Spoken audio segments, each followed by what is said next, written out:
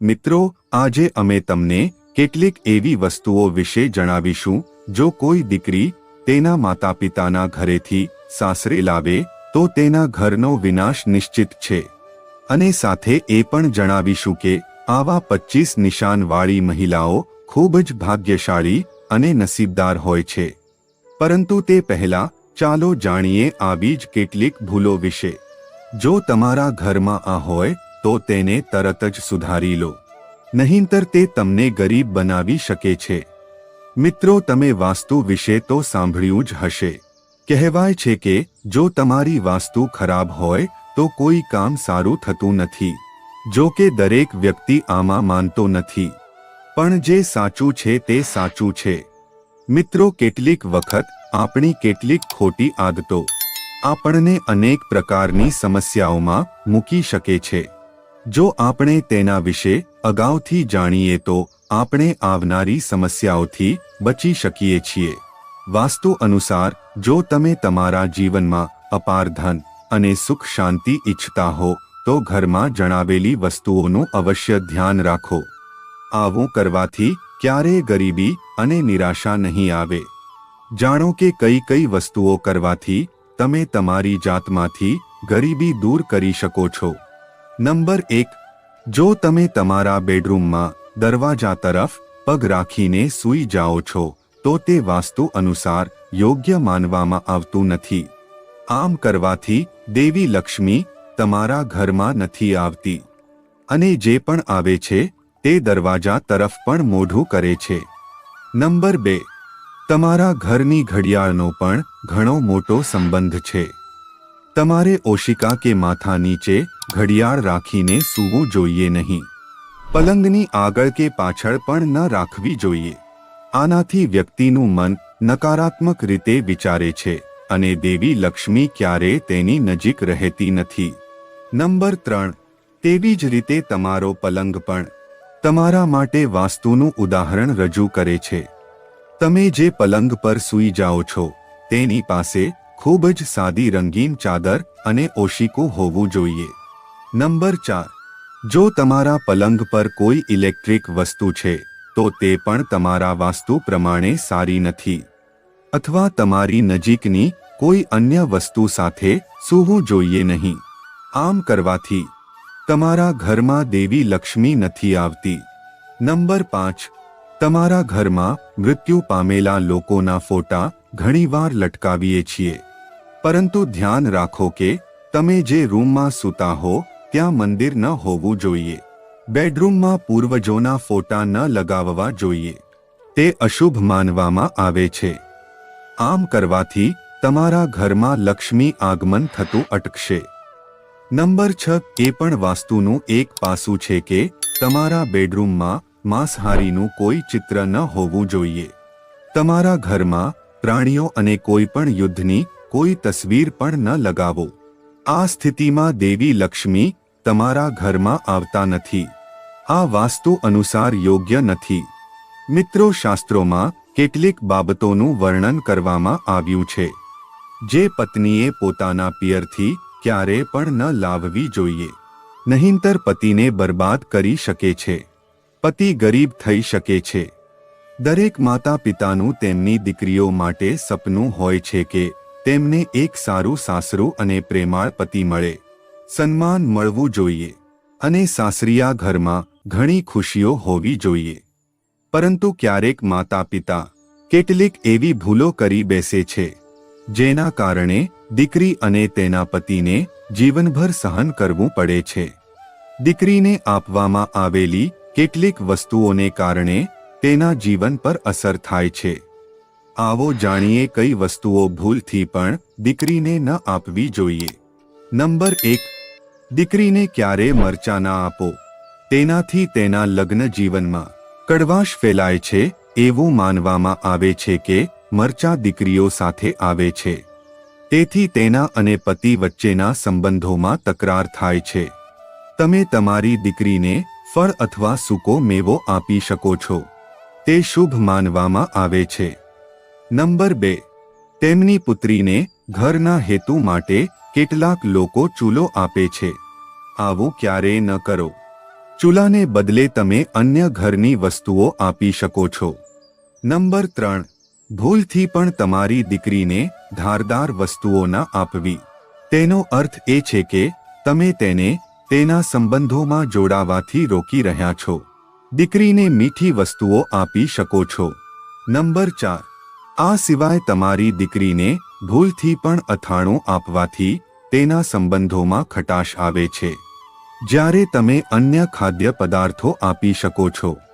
મિત્રો, જો પતિને લાગે છે કે તમારી માતાના ઘરમાંથી તમને તે સન્માન નથી મળતું જેના તમે હકદાર છો અને હવે તે જ સન્માન મેળવવા માંગે છે, જો કોઈ પત્નીને લાગે છે કે તમારા પતિને તમારા પરિવારના સભ્યો માન આપતા નથી, તો તમે આ ખૂબ જ સરળ ઉપાય કરી શકો છો.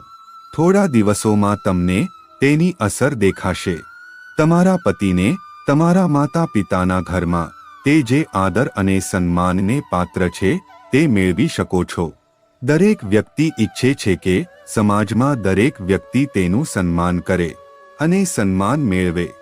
ઘણી વખત એવું બને છે કે નકારાત્મક ઉર્જાના કારણે વ્યક્તિને યોગ્ય માન સન્માન નથી મળતું. જ્યોતિષશાસ્ત્રમાં તેના કેટલાક ઉપાયો જણાવવામાં આવ્યા છે, જેના કારણે વ્યક્તિની માનસન્માન, સંપત્તિ, નોકરી વગેરે જેવી તમામ સમસ્યાઓ દૂર થઈ જાય છે અને ઘણા લોકો તમારો આદર પણ કરવા લાગે છે. તો ચાલો જાણીએ આવા જ કેટલાક ઉપાયો વિશે. નંબર 1. માન સન્માન મેળવવા માટે સમાજમાં અને તમારા સાસરિયામાં તમારે રાત્રે સૂતા પહેલા તાંબાના વાસણમાં પાણી રાખવાનું છે અને તે વાસણમાં સોના ચાંદીનો સિક્કો કે આભૂષણો મૂકવાનું છે અને સવારે ઉઠીને સૌથી પહેલા કોગળા કર્યા વિના જ તે પાણી પીવાનું છે. આમ કરવાથી વ્યક્તિને યોગ્ય માનસન્માન મળવા લાગે છે અને આ ઉપાયથી તમારા જીવનમાં જે પણ તણાવ હોય છે તે પણ દૂર થઈ જાય છે. તમારા મનમાં જે પણ તણાવ હોય તે ખતમ થઈ જશે. નંબર 2. રાત્રે સૂતી વખતે તમારા પલંગની નીચે વાસણમાં થોડું પાણી રાખો અને સવારે તે પાણી ઘરની બહાર ફેંકી દો. આમ કરવાથી જો કોઈ વિવાદ થાય છે અથવા કોઈ તમારા પર આરોપ મૂકે છે તો તે પણ અસરકારક સાબિત થશે નહીં. આમ કરવાથી તમને દરેક પ્રકારના વિવાદોથી રક્ષણ મળે છે. આનાથી તમારા પર જે પણ નકારાત્મકતા છે કે ઘરમાં કોઈ નકારાત્મકતા છે તો તે આ પાણી દ્વારા ઘરની બહાર નીકળી જશે. જો તમે આ ઉપાય રોજ કરશો તો તમને તેની અસર થોડા દિવસોની અંદર જોવા મળશે. નંબર 3. મિત્રો, સમાજમાં માન સન્માન મેળવવા સંબંધિત સમસ્યાઓ માટે અથવા જો તમને જો નોકરી ન મળી રહી હોય અથવા તમારો વ્યવસાય ચાલતો ન હોય તો તમારે કબૂતર અને પક્ષીઓને ચોખા અને બાજરીનું મિશ્રણ ખવડાવવું જોઈએ. જ્યારે તમારે શુક્રવારે બાજરી ખરીદવાની છે અને આ પ્રક્રિયા શનિવારથી શરૂ કરવાની છે. આમ કરવાથી તમને ઘણો ફાયદો થાય છે અને માન સન્માનની સાથે પૈસા સંબંધિત સમસ્યાઓ પણ દૂર થાય છે. જો તમને નોકરી ન મળી રહી હોય તો તમને નોકરી પણ મળે છે. આવા 25 ગુણવાળી મહિલાઓ ખૂબ જ ભાગ્યશાળી અને નસીબદાર હોય છે. નંબર 1. જે છોકરીઓનો ચહેરો તેમના પિતાના ચહેરા જેવો હોય છે તે ખૂબ જ ભાગ્યશાળી હોય છે. નંબર 2.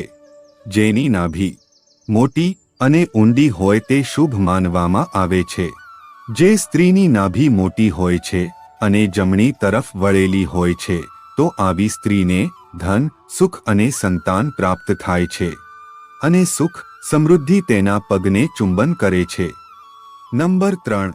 એ છોકરીઓ જેમની જાંઘ મજબૂત અને સ્નાયુબદ્ધ સમૃદ્ધ હોય છે તેના કારણે પતિને ઘર અને વાહન વગેરે જેવા સારા સુખ મળે છે. નંબર 4. જે સ્ત્રીનું શરીર આગળની તરફ હાથીની જેમ ઊંચું છે તે સ્ત્રીને સૌભાગ્ય પ્રાપ્ત થાય છે. આ પતિ માટે ખૂબ જ ભાગ્યશાળી સાબિત થાય છે. નંબર 5. જે મહિલાઓની નાભીની આસપાસ અથવા તેની નીચે તલ અથવા મસો હોય છે તેઓ તેમના પરિવાર માટે ખૂબ જ નસીબદાર હોય છે.